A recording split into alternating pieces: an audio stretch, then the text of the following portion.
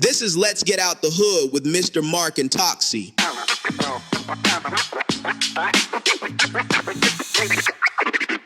Time to break free, let's get out the hood.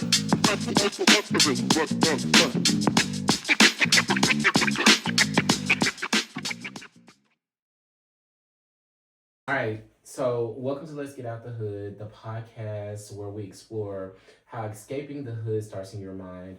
I'm Marcus. I'm kind of the creator of this podcast. I'm super excited for everyone to dive in with us, get to know us. We'll get to know you. We'll talk about some current things that are going on. We'll do some healing and we'll have fun. Right? Mm-hmm. This is Toxie. He is my co-host. Toxie. Yes, I am what I like to call the voice of reason in the room sometimes, but I do also have a dark sense of humor, so I'm just warning y'all now. There's a stand-up comedy club in the back of my head that does not close. I will crack a joke at your mama's funeral. Just let y'all know now. It's just part of who I am. Thank y'all for tuning in. Yes, thank y'all for tuning in. All right, so let's just dive right into it, Toxie. What do you think? Okay, so I just want to tell a little bit about why we're here, why this podcast exists, why this is a thing. We just wanted a real space, not a performance, where we can just unpack things, a space where honesty doesn't feel like we're attacking each other. Growth doesn't feel like, betrayal, and a space where we can just talk through life without pretending. Agreed. Just a real space. When I was thinking about this podcast, I was somewhere probably at a bar, and I was like, hey, I want to start this podcast. I was like, I have so many things to say, so many things to talk about, right? And so I was throwing around names in my head before I even started talking to anyone about this, and it was like, damn, this shit feel like the hood.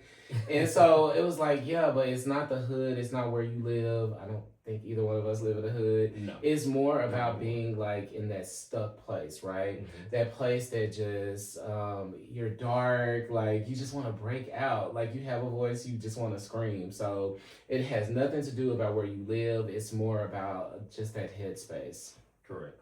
And sometimes the way we grow up affects us in ways that we don't know until those things actually materialize, or until we're put in a situation where those things are pushed to the forefront, by kind of where we are or what we're faced with. So it's really important to, identify, those things in some ways, isolate them and learn how to grow from them, and not, have to grow with them on your back. That's a good call out. So what do you think the listeners can expect from this podcast?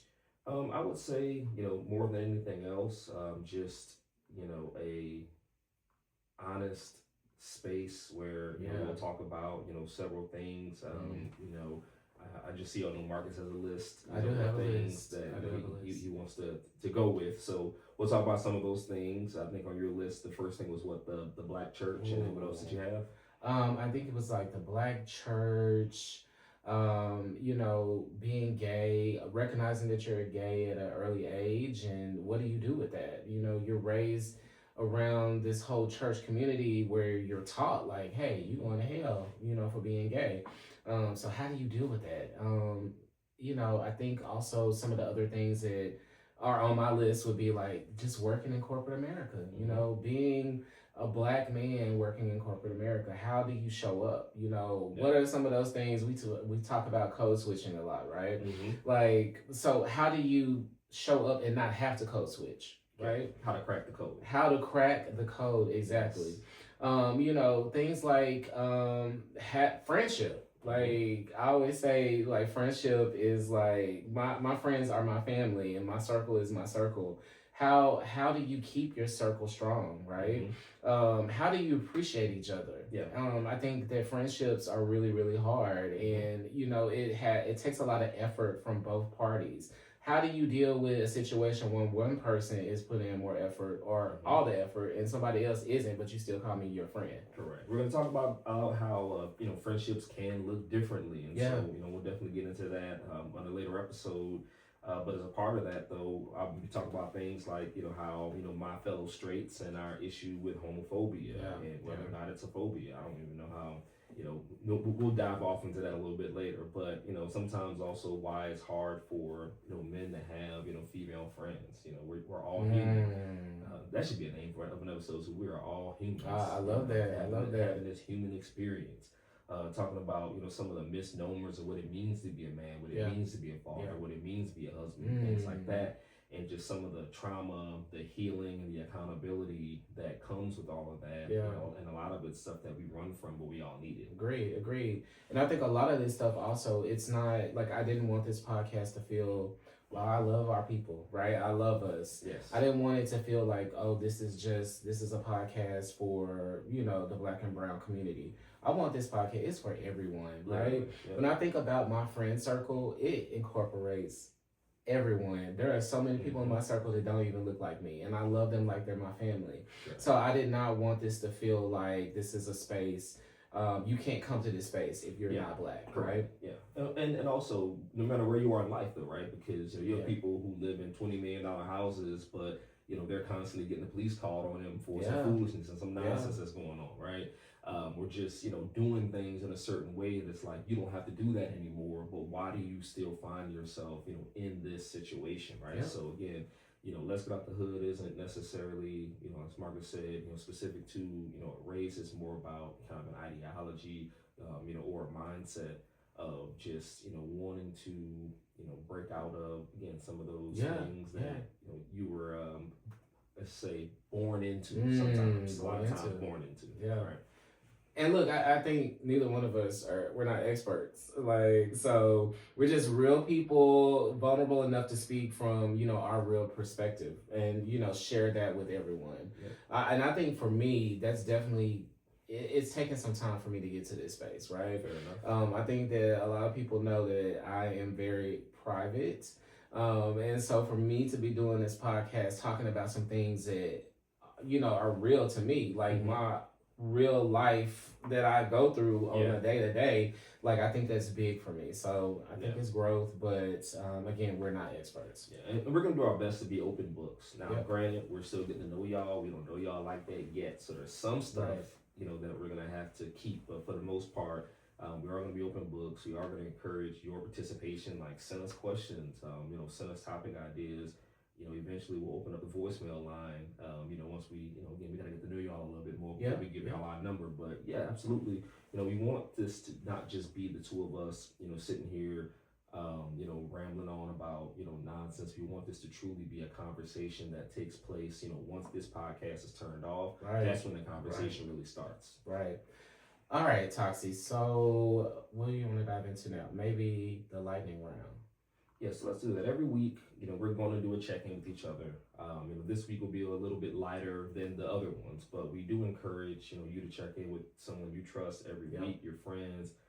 Just a simple, how are you doing? But don't just say it to do the thing in passing where you don't really care. Mentally prepare yourself for them to tell you how they're doing. And you just be prepared to listen. And a lot of times, I was talking to a friend earlier today, I was telling him, when it comes to his little brother, ask him what he wants and then listen to that and don't listen to respond immediately, because what somebody wants is an ongoing thing, right? So you don't have to have the answer in that conversation. That's good. That's good. You can take it in and then you can go back and process it and then come back and continue that conversation. It doesn't, just have to stop with, this is the one moment. But for this week, we're going to do just some fun questions so y'all can get to know us a little bit, and we'll go from there. So, Marcus, all right, start us off. All right, Todd. So, what is one thing people wouldn't expect about you? I would say, I guess because I've always been so corporate, a lot of people wouldn't expect that I also do music as well. So, I'm a multi-genre songwriter and producer. Okay. So I've just always loved music, and I will write all music. So anytime somebody wants to work, when it's music, let me know. And you have good artists too. I remember that the one artist. Absolutely. We'll talk about some of that stuff, later on. And but I just love music. So I'm always down to work, especially with newer people who are trying to learn the business and things like that, so they can figure out how to do their art without getting burnt in the process, right? So for Marcus, for you, we'll switch over. What's one thing that people misunderstand about Marcus? All right. And so, there's a bank named after Marcus, by the way. So oh, go ahead. Is there? Yes. Oh. It's named after your disposition. But go ahead. Okay. All right. One thing people misunderstand, something people misunderstand about you. All right.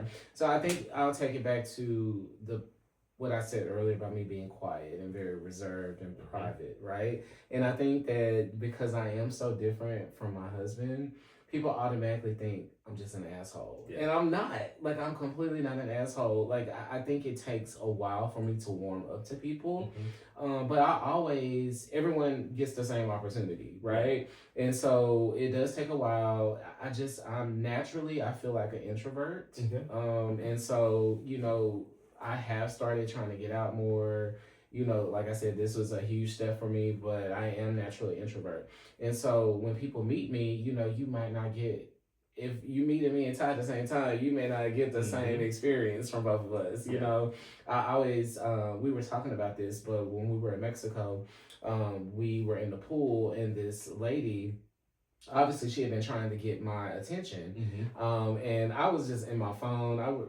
Hey, I'm in Mexico, I'm in the pool. Like, what are we doing? So, it could just be in the pool in Mexico, but... Yeah, I mean, but, I was just... Ty was over there taking pictures with his camera of himself. And so the woman... And so I see Tyrone swim up. I guess the woman started talking to Tyrone since I wasn't paying any attention. Yeah. And so, I'm like, okay, let me go over here and we'll see what's going on. Because it's her and her husband.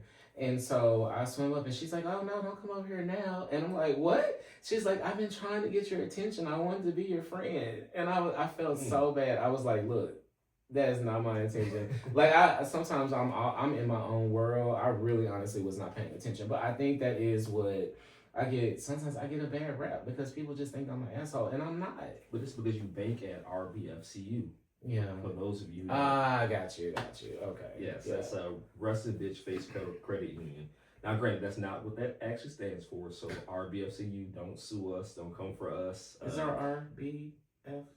Yeah, right down the street. Oh, okay. Yeah. Yeah, RBFCU. It is a real bank, real thing. And every time I pass by it, I see the sign, and that's what I think every time I pass by it. So shout out to them though. But but at the end of the day, like you said, once you get to know you, then you get to see the things a little bit different. But I think that's kind of the way that the world should be. Not everybody's going to be as open.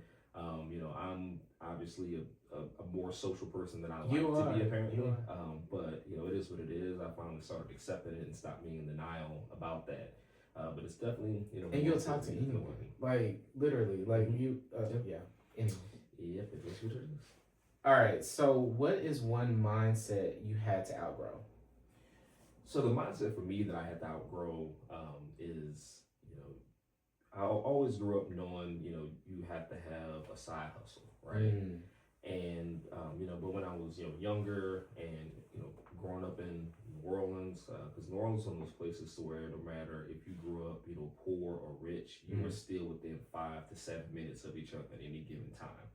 So even when I go home now, like my brother doesn't live in the hood, but when I go to visit him, though, I drive through and I'll have my gun on my lap, at one stop sign, and then 2 stop signs later, I can go ahead and put it away, right? And roll the windows down. Yeah, correct. I got you. You know what I'm saying? So it's just, it's a different world if you haven't really gotten to truly experience New Orleans outside of the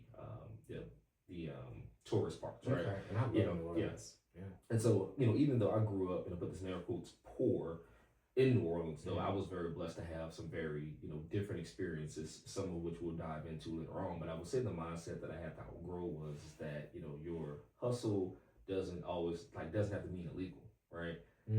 It doesn't always mean by any means necessary. But when you grow up as a kid, though, and that's what you're around, and that's kind of what you're seeing. It's like, okay, even if my hustle, like I may have a real job, but if my hustle's a little shady, cool. Right? It's not that big of a deal. And then you just start to kind of realize that obviously there are better ways to do that, safer ways to do that. You also get to a big age where you realize taking penitentiary chances is not what that is. Luckily for me, I realized that early 20s. Good. Because you might not be here. Correct. Because the thing is, for me though, I'm a nerd, right? And so I always truly thought through all of the consequences of everything that I did, even the stuff that could have got me in trouble, right? And I actually did things in certain ways on the off chance to mitigate the amount of trouble that I got into. Got you. Okay. But that's how I realized certain stuff wasn't for me, because I don't like to have to be looking over my shoulder.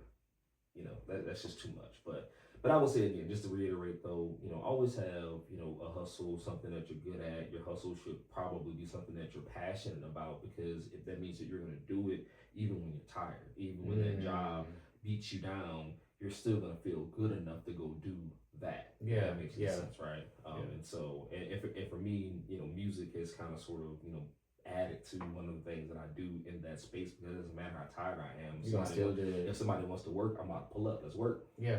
I love that. Back to you though, Marcus. So tell me about a belief that you had to unlearn. All right. Ooh, God. That's a tough one, by the way. I think I gave you all the tough ones. Yeah, I agree. You did. Thank you. Okay. I will say that I'll take this back to the church, right? I think that, again, I think I mentioned it, but growing up in the church, like, you know, I would hear sermons on, you know, a man shouldn't lay with another man, and you know, pretty much condemning me to hell, condemning myself to hell. So I think that was something that I had to break out of, and also the fact that I was going to hell because of my sexuality. Yeah. But also I had to kind of break out of kind of the stigma of being gay, right? And really not caring about what isn't acceptable socially. Now, I'm not gonna say that you're not gonna catch me wearing a rainbow tutu down the street. And if you wear a rainbow tutu down the street, that's fine. I love it. Yeah. Now, you know, I just think that's, and I still kind of struggle with those things, but I'm okay with now saying, like, my husband, you know, things like that. Whereas, you know, I was very, I don't want to say closeted, but I was very, you know, just private about, you know, who I was dating. Like, Tyrone would tell you, like, nobody pretty much even knew that we were dating when we worked at Geico for a long time. And that was primarily because of me. And I made him, you know, I'm sorry that I took him through that. Yeah. I think I had to, like, break out of just the idea first that I was going to hell, and then the idea that I really cared about what everyone thought about my sexuality. Like, I don't now. You know what I'm saying? I truly, honestly don't.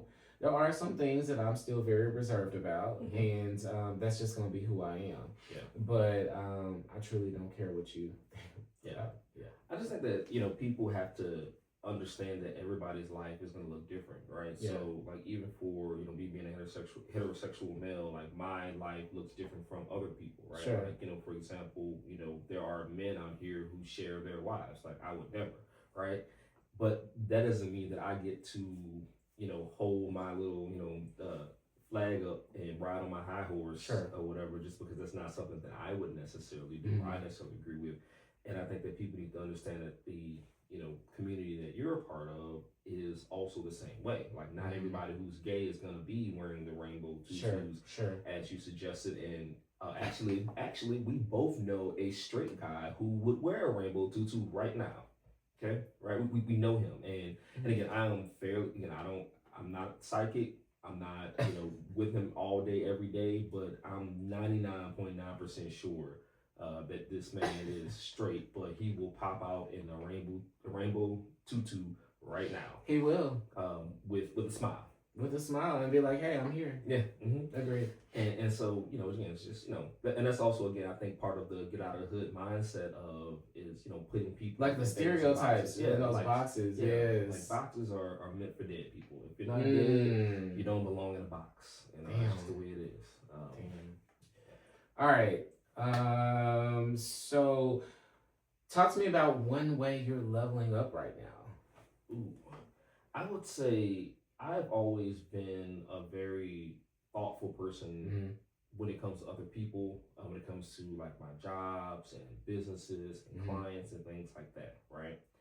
And I've recently sort of hit I guess you could say, a wall myself, right?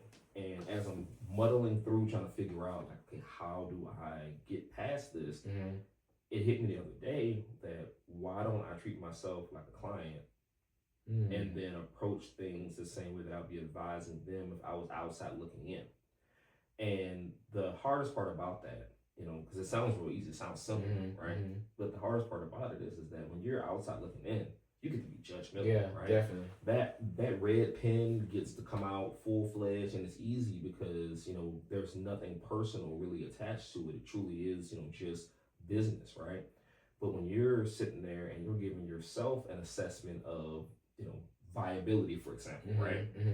You gotta have some hard conversations. But I think that is going to be the key that unlocks some of the next things that I'm trying to do. Yeah. Because I'm already kind of seeing some of those things, you know, turning. So I would say, you know, just, you know, taking a step outside of myself to look at myself is one of the biggest ways I'm leveling up at the moment. I love that.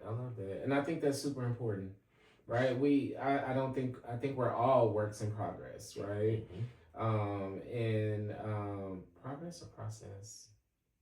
Progress? I think progress. Or works in both.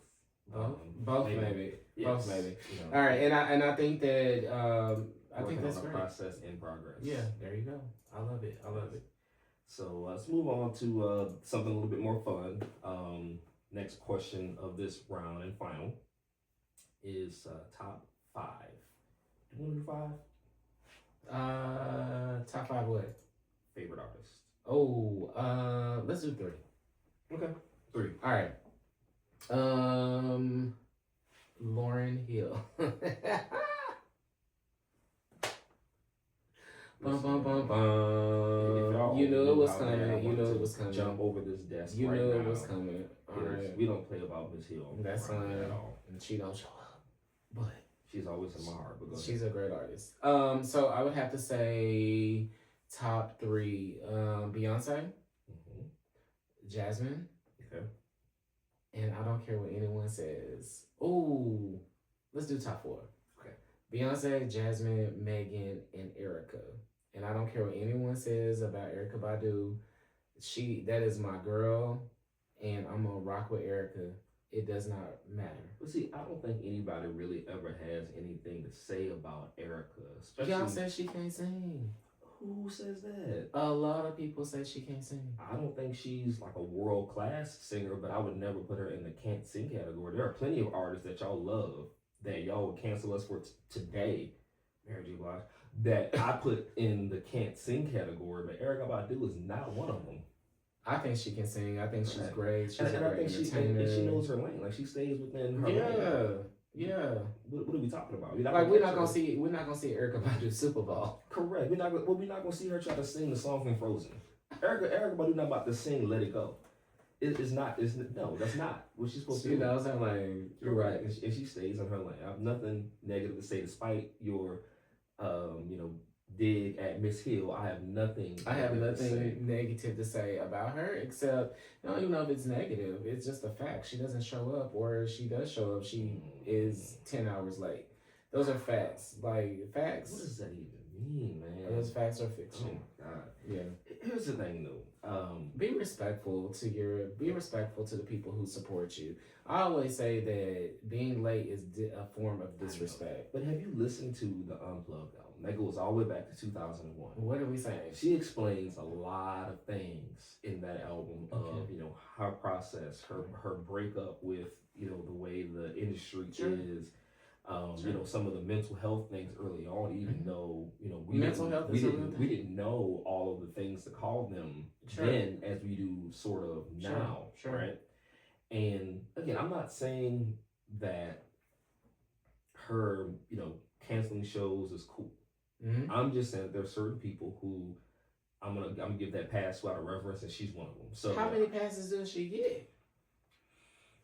I was just asking, like, so what you're saying? You want me to give you the honest answer? Is when you buy a ticket to see Miss Lauryn Hill, you should not bank that you're going to actually be able to go and see her. You are just buying this. It's like insurance. You are buying it's like insurance. You don't have anything to touch. You don't have anything to see.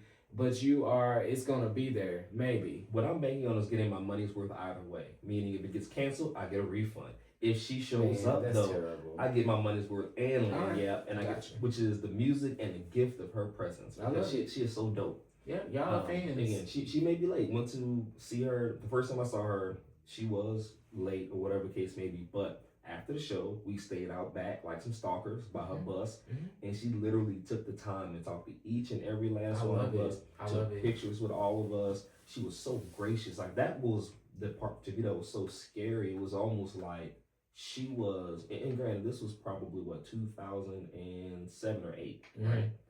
And and so she hadn't had the resurgence that she's had over the last few years. It was kind of like, if you know, right? And I was one, me and Ty, we knew, always know. But she was just so gracious, and I'm, like, what do you say? What do you say to that? Yeah, I think it's great. I love artists who appreciate their supporters. We just want her to show up. That's what we want.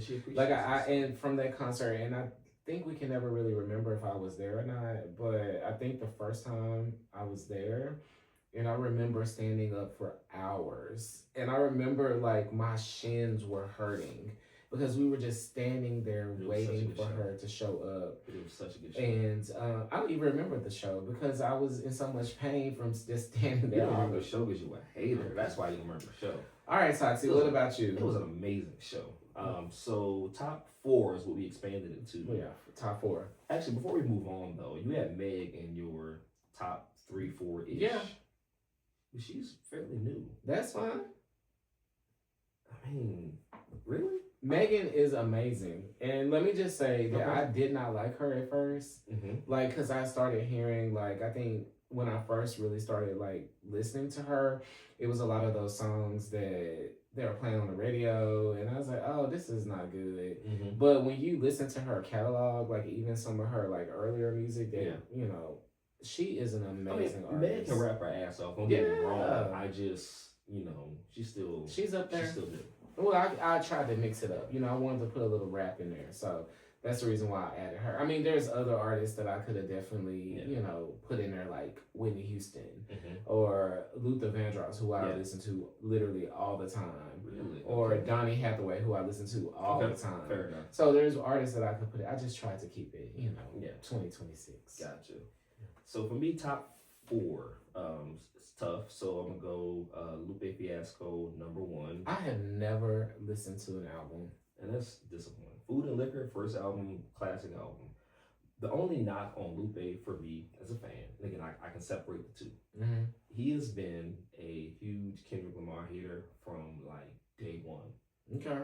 And that sort of dims his light a little bit, right? Okay. And I think it's just because Kendrick was able to transcend like I'm gonna make music that's about something, but I'm also gonna be popular at the same time. Okay. While rapping my ass off, right?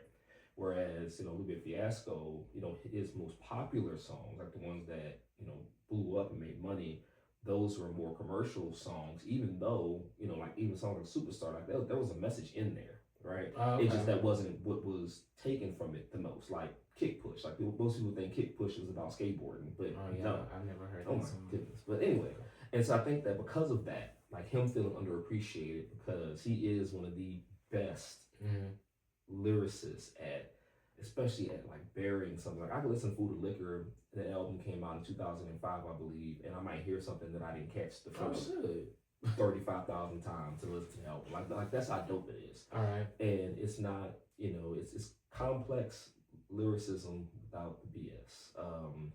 Who else is on my list? And this is without order, so I'm gonna put Jay-Z on my list as well. Okay. Jay-Z to me is the GOAT. He is the Muhammad Ali of rap.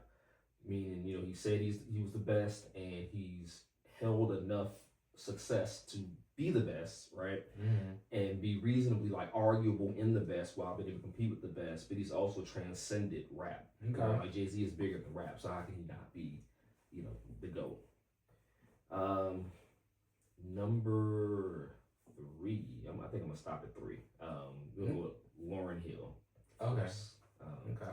we never talked about her before, but Miss Hill is, again, she's brilliant. She's a real person. She's truly a spirit, and she gives you that spirit, through the music. Imperfect human being. She's a human having a human experience.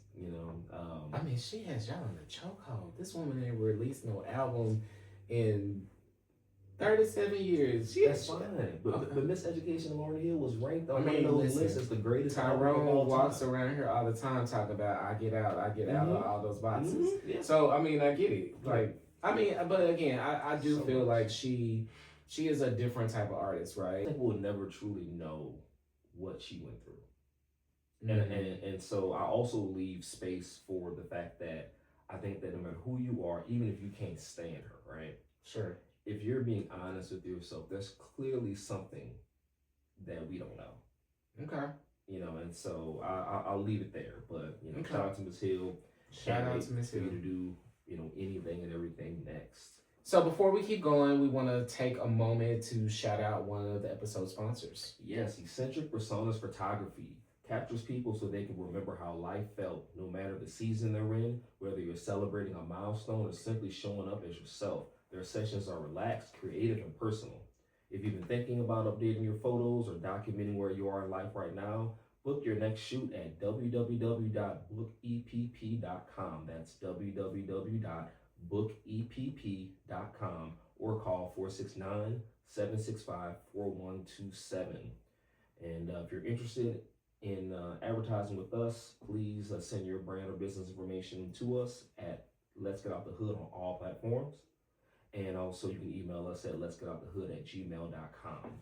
Yes. Please make sure y'all follow us. Shout out to Eccentric Personas Photography. Yes. Joy and Jessica over there doing their thing.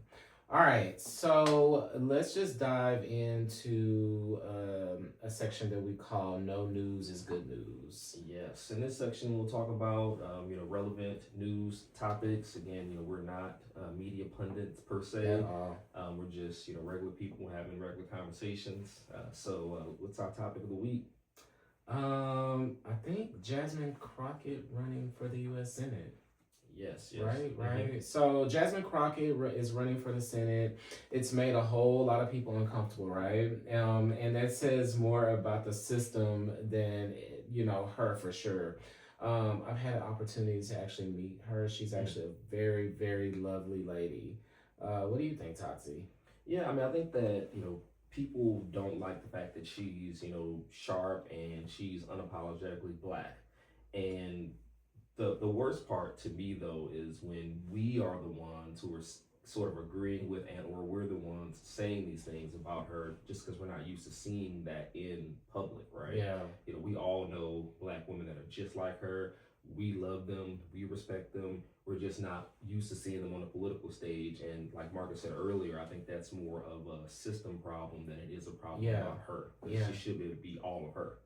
I definitely think she should be all of her. When you think about our current administration and the things that our current president does, I mean, he's completely him, right? Mm-hmm. Like I think he just flipped somebody off a couple of weeks ago. Yeah. I mean, and he says things all the time that are not presidential, right? When I think about and who you support is who you support, right? Mm-hmm. I definitely feel like do your due diligence and look into each candidate, whatever. I'm not judging, but for this person in particular, when I think about the things that he's actually said about Jasmine Crockett, I don't feel like he's any different.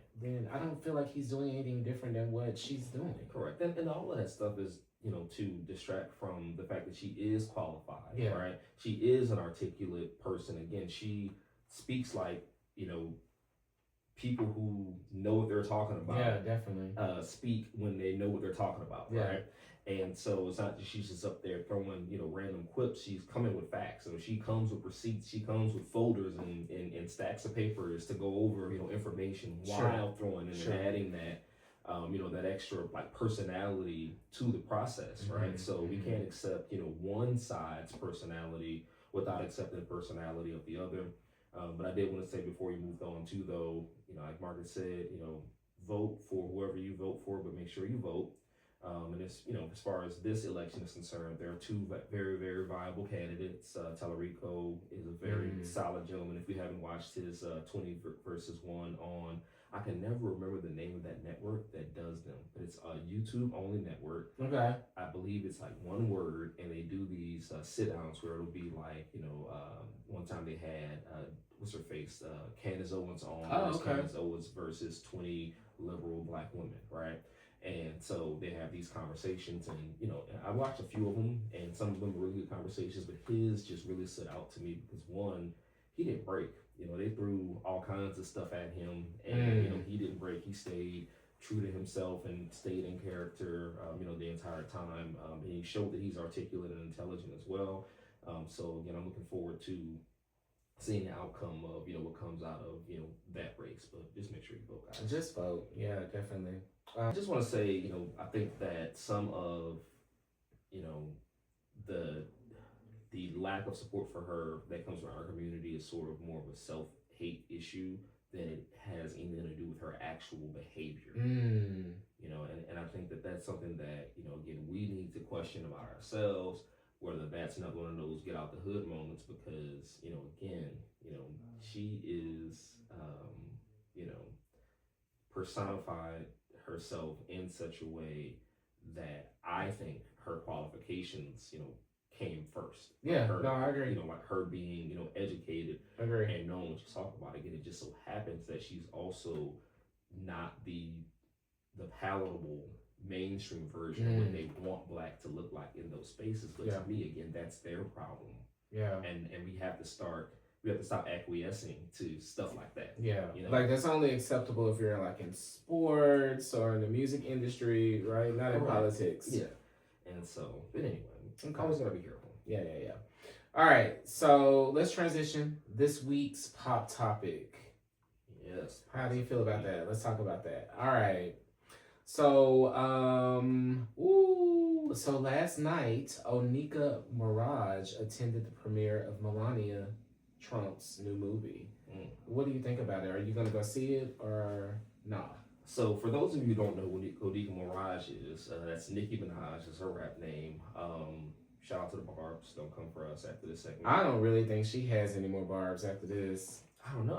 I just wonder if, we gotta wait till the president of the Barbs fan club speaks up. I don't know who that is, but they have to have a president. So the president of the Barbs, please release a formal statement to let us know what's going on. Send it to us. Email it to us. Yes, email it directly to us first, and we'll break the news. But as far as me, I had not had any plans on seeing the documentary. I barely even paid attention to the fact that it existed, if I'm being perfectly honest with you.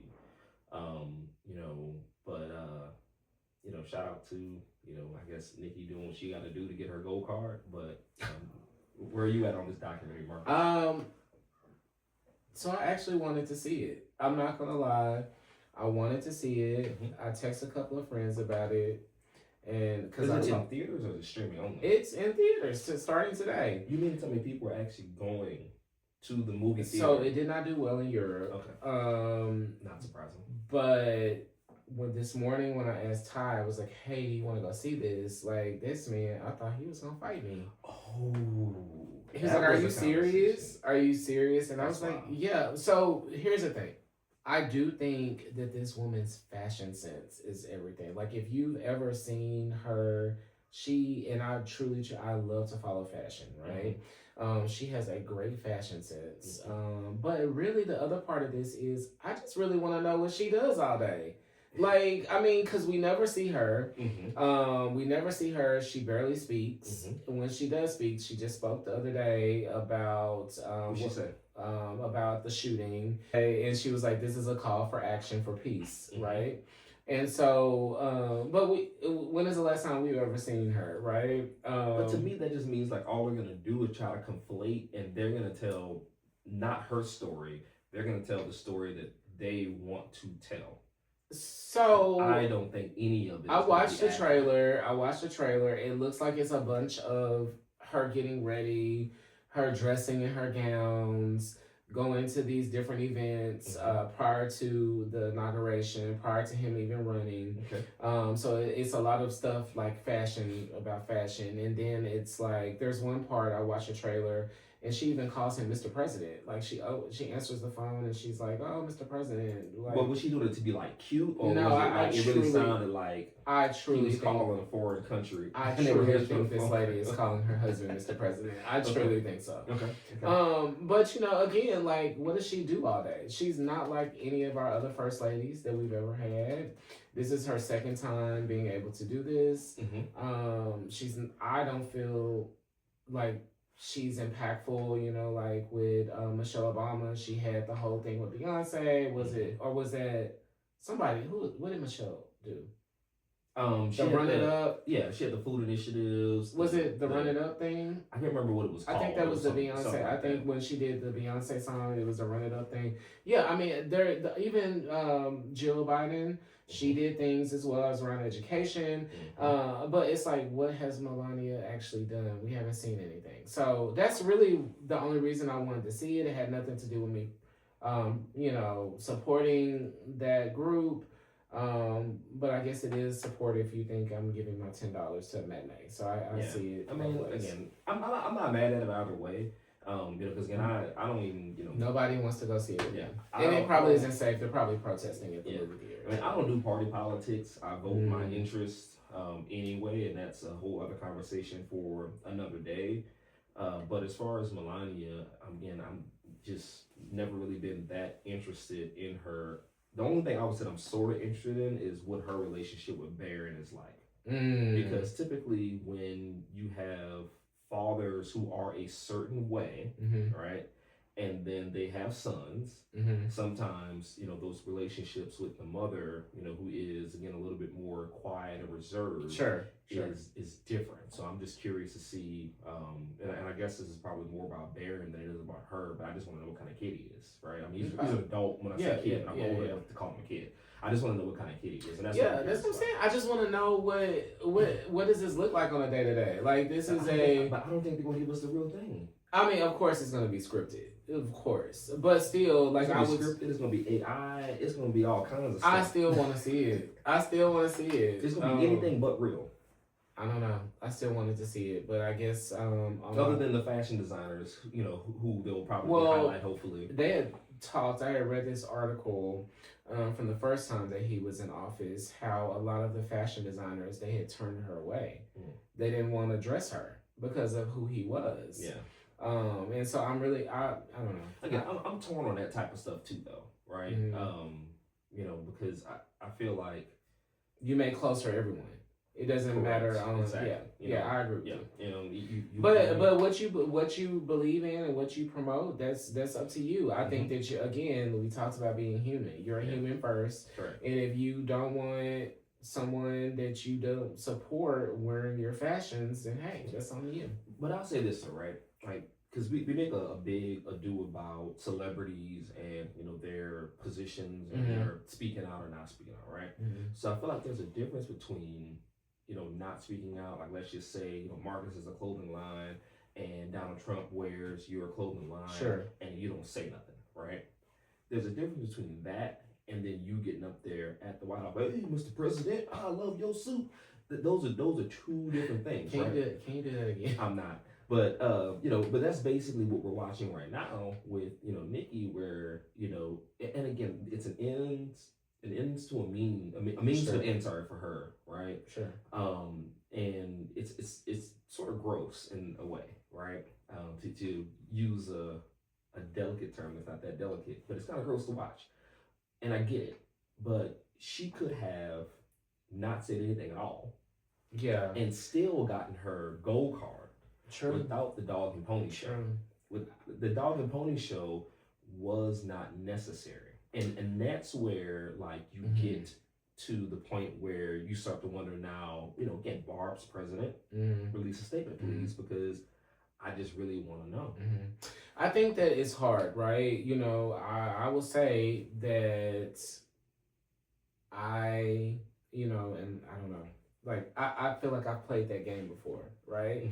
And it did not end up in my favor. Like, how it started in my favor, it just did not end up that way. So I feel like she's playing a game that it looks good right now, right? You're the only black female rapper. Like, you were sitting up there with Donald Trump. He has a whole initiative around this account, and like he's making you like a spokesperson. You're like, you're supporting this. It looks good for you right now. But you have to also think about, how is this going to look? Correct. You know that this party really does not support me. You're turning, and the thing is, and I'm going to say this, right? I want to separate, and this is a very, like, fine separation. Sure. Okay?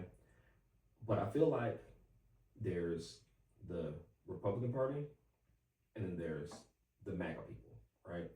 Oh, and 1,000%. And then you have the people who are in the Republican Party who are staying away from that. Yep.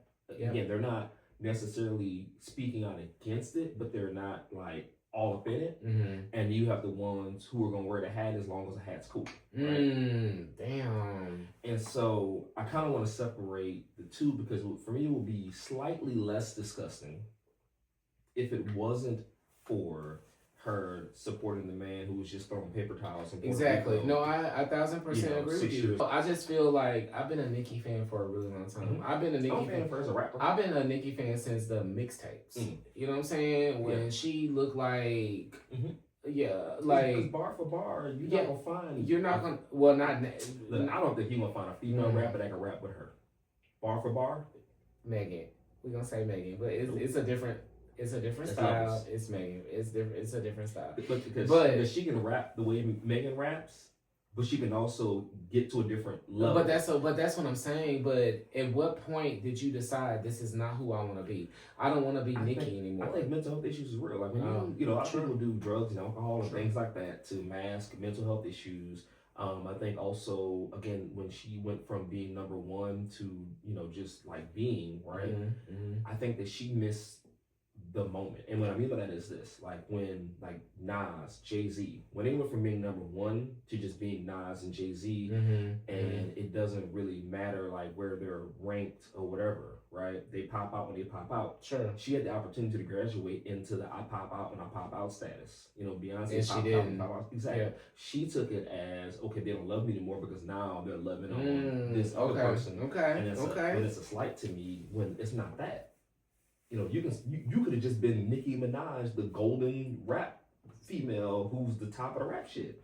Because there was a gap between you and anybody else. There's a huge gap in terms of when they showed up, is my point. And I think that she just misunderstood the assignment in the moment. Okay. And allowed some of, her insecurities to play out real time. And then the question always is going to be, how do you walk that back? True. Or do you lean into it? Yeah. And she's leaning into it. She is leaning into it all the way. Yeah. I'm gonna say this though, as far as supporting her, whether or not I support her still, I have a feeling that it's gonna be a really long time before she puts out anything that makes us ask the question. Because she's gotten what she needed. That's accomplished, that's done, for the most part. And by the time they throw her away, and she comes to back to us, come back. Look, Kanye just released his statement this week, apologizing to people. I'm telling you, people are always gonna come back. I mean, I don't know. I think we're talking about Kanye, and I know we hadn't really planned to talk about this, but I am also a Kanye fan, and I think that even through his, we'll say MAGA. Even through his MAGA support, when he had on the Make America Great Again hat, I still liked Kanye. I did, but this just feels different with Nicki. I don't know. But I feel like you can like the art and not like the person who's making it. True. You can separate those things in that way. And I mean, luckily for me though, I had already kind of started being disillusioned with Kanye long before the MAGA thing even happened. So when that happened, I was like, bet, how do you, homeboy, right. Because I just started seeing things that I'm glad that he's finally able to articulate. In that letter that he released, he articulated a lot of things, and a lot of people are going to dismiss it as BS. But I promise y'all, man, like a lot of that stuff is real. Two things can be true though. Does that make you not an asshole? No. Okay. All right. But you can have, done certain things because of, mental issues, but those are still your responsibility. Sure. Like you're the chief person responsible for your outward actions because you have enough money to completely shut everything down. If you wanted to, right? But I also think instead of yourself when you're having a crisis. Definitely, but I also think you have to surround yourself with a good team, and that's where I think a lot of people fail. They don't. So they have so many people around them that are hyping them up. They don't have people around them that are gonna be like, look. Yeah, but I'm gonna say this though, and this is controversial, but I feel like in a way, like black people kind of owe Kim Kardashian a little bit of an apology. Ooh. I'm gonna just say that because we wanted to blame her so bad. We wanted to blame her so bad, but we ignore all of the signs. We didn't talk about that on another episode. That's gonna spark that comment right there is gonna spark a whole lot. But just I have a friend that's not a hill that I'm willing to die on. But I'm just throwing it out there. But listen, I have a friend that I worked with recently, and she's probably sitting at home laughing listening to this. But the way that, because I told her, I was like, hey, I love the Kardashians. Mm-hmm. And this woman broke down to me every reason why I should not love the Kardashians. Okay. Like, from them stealing other people's brands to, like, it just, and I was like, hey, it's TV. I still love the Kardashians. Like, it's unfair to say the things about Kim that people have been saying. The media is terrible. They're actually, I feel like they're an okay family. Like, I mean, again, y'all gonna hate this term, but they're humans having a human experience. Yeah, absolutely. That we get to watch. Yeah. So we get to watch a version of it that they allow us to see. Absolutely. And then make that their real lives in our minds, and we also get to watch the speculation that sort of happens around like some of that stuff, right? But say whatever you want to say about Kris Jenner. What I have done. She's a boss. Like, but I'm gonna say this: what I've done, what she did with the sex tape, no. However, though, we don't know. Allegedly. But again, but she's built a brand for her family where all they got to do is wake up and the check clears immediately. They wake up themselves, their last name. But again, like but the flip side of this could be that they're just honest people. Like we don't know that. Like I think again, and we'll talk a little bit more about that too. Is that I think sometimes you have to give people the benefit of the doubt because I think we owe Kris and Kim an apology. I agree. But I watched the Kardashians, and I've seen I've never seen an episode. I've seen how it has affected like the entire family. Yeah. The things that Kanye has done. So and again, my thing is there are kids involved. You just gotta take care of your kids, and you gotta do what's in the best interest of your kids. Always. So before we keep going, we want to take a quick moment to shout out another one of our sponsors. So Divine Lux Candle Company makes luxury wood wick candles that are perfect for unwinding after a long day. Clean burn, great scents, and that soft crackling sound that instantly creates a calming atmosphere.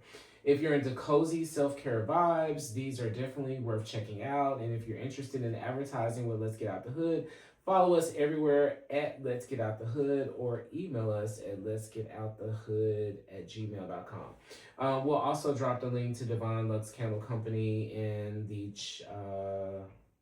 video comment section and description. Yeah, they may be updating their website right now. Shout out to them. They are literally today. They are at the hospital having a baby. So wow. Congratulations. Yeah.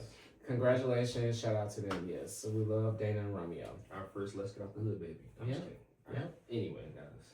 So every week we're going to do a segment we call Hood Highlight, where we're just going to talk about somebody who, was able to, shape the mentality, in their own way and sort of forge their own path. Sometimes these people will be, local, people. Sometimes it'll be celebrities. Sure. Just depends upon, the week and what we decide. And we're also open to suggestions if y'all have somebody y'all want us to cover. But for this week, we decided to talk about Pharrell Williams because he's a clear example of the getting out of the hood mentality. He didn't abandon where he came from, but he also refused to be boxed in by it. He was raised in Virginia Beach. Shout out to Virginia, as the clip say, nothing to do but cook. Anyway. Oh, Virginia Beach. Yeah, Virginia Beach. But he didn't fit the traditional mold of what success in hip hop was supposed to look like, right? Or sound like even. Instead of chasing approval, he leaned into curiosity, creativity, and discipline. And that's the biggest one, the discipline part, right? The mindset that led to the Neptunes, multiple Grammy wins, fashion ventures like the Billionaire Boys Club, and even becoming the men's creative director of Louis Vuitton, right? What makes Pharrell... Was he Billionaire's Boys Club? Mm-hmm. Yeah. And Babe. Babe and Ape. Was he on that too? Yeah, Babe and Ape with the other guy. Okay, yeah. So, and again, all of that stuff was outside of the norm for, fashion for us. Yeah. But what makes him a hood highlight isn't just his wealth or his accolades, it's the fact that he redefined what Black excellence could look like. He never code switched to make others feel comfortable, and he never shrank himself to fit expectations. He expanded the box instead. Pharrell shows that escaping the hood isn't always about location, but sometimes it's just about giving yourself permission to evolve, even when people don't understand the version of you that you're becoming. That permission, big part. So shout out to Pharrell's our hood highlight. And let me just tell you, he is absolutely killing it in Paris right now. Like that whole Louis Vuitton fashion show, it looked crazy. Shout out to them. Can y'all send me a ticket? I would love to be there. I just want to be there. Y'all gotta send me a ticket. Because I don't know how to dress. Fashion's Marcus's thing, guys. It looked really amazing. Like, and he's killing it. Like every photo op that I see with him, like his outfit is done. Like he's really transitioned into something else. So I'm proud of him. Yeah. Like that's Black boy joy right there. Seriously. And he's another example of a person that does not have to worry about a rank. Yep. Where do you rank Pharrell in music? Like, what does that matter to? He's Pharrell. Like, he's literally Pharrell. I mean, did you not like his music? No, my point is that he's different. He made great music, but I'm saying he's reached the status that what is a rank? Yeah. He's just Pharrell. Definitely. Yeah. And so now he is. Yes, yeah. And it's been that way really for the last 10, 15 years, if not longer than that, where it's like, okay, I'm a producer, I want to be Pharrell. Yeah. So I'm throwing these stones up to Pharrell. Yeah. He's on that level in terms of where he's at. There's no ranking anymore. Yeah. And a good follow-up to Virgil. Yeah. I mean, a really good follow-up. Like, rest in peace. I don't think there's anybody that will be like him, but definitely, like, Pharrell is definitely doing his thing. All right, Toxie. So last segment, hood homework, right? Talk to me about that. What do you think? Okay, so each week we're gonna give you guys a homework assignment, just to ask you guys what you think about a certain thing, or just give you a prompt to respond to us, and we'll take those responses in the comments. Feel free to email us if it's something that's obviously too long to go into a comment, and sometimes we'll share those on the show. So you want to give them this week's hood homework? Yes. So what is one small thing you can do today to get you closer to your dreams? All right. So what is one small thing today that you can do today that will get you closer to your dreams? So drop it in the comments so that we can grow together, and we will maybe hit on this on our next. Maybe we'll follow up on it. Just so y'all know, we recorded this twice. Yes. So we've already recorded episode 2 and 3. Yes. So this may be something we follow up on episode 4. But for sure though, we'll engage with you guys, in the comments, whether that's on social media or on YouTube. So please drop in, tap in with us, and we will always tap in with you. Even once we make it. But we're gonna stay tapped in. Yeah, so for sure, the next episode, I think we dive into the Black church, if I remember right? All right, it was a good episode, so I'm excited to release that to everyone. But before we get out of here, at the end of every episode, we're going to do our best to share a quote from what I call my quote pad. So this week's quote comes from Wayne Dyer. If you change the way you look at things, the things you look at will change. Damn, that's kind of deep. It is. I love that. All right. Well, this has been episode 1 times 2.2. 1.2. All right. We appreciate y'all. We'll talk to you and see y'all next episode. Yep. All right. time to break free, let's get out the hood.